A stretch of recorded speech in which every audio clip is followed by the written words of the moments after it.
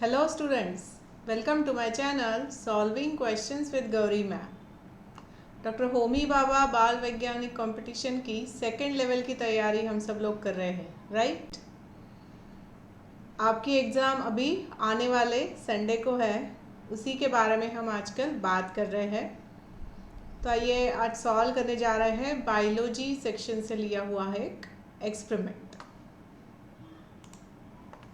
यहाँ पर देखो ये क्वेश्चन है, आपको इंस्ट्रक्शंस में बताया गया है 3 specimens of edibles are kept.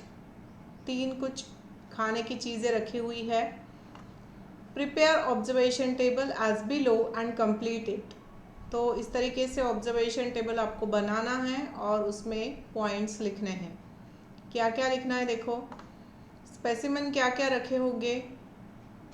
Fish रखा हुआ है स्पेसिमेन ए, स्पेसिमेन बी जो है वो सीसम या तिल रखा है, और स्पेसिमेन सी जो है वो बाजरा या कुछ मिलेट रखा होगा।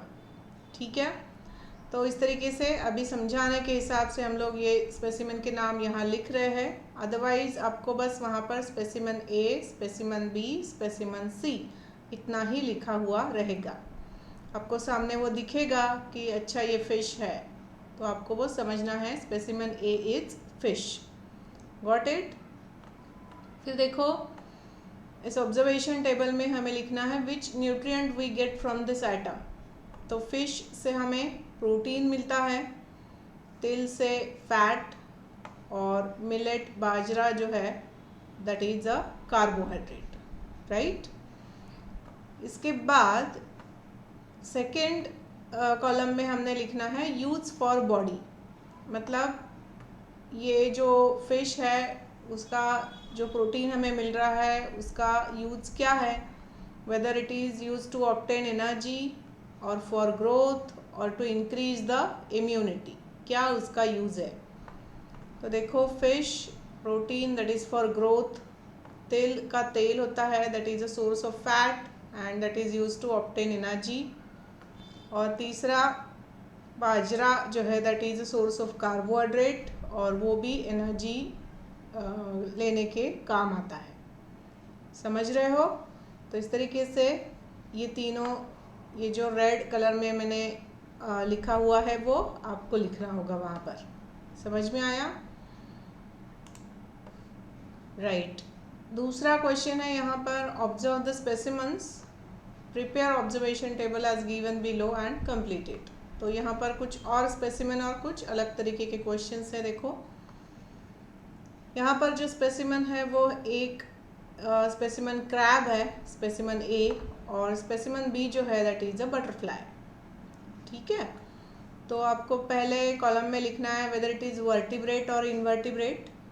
दूसरे कॉलम में क्लास उसका क्या है, एम्फीबियन है, एरियल है, एक्वाटिक है, ये लिखना है।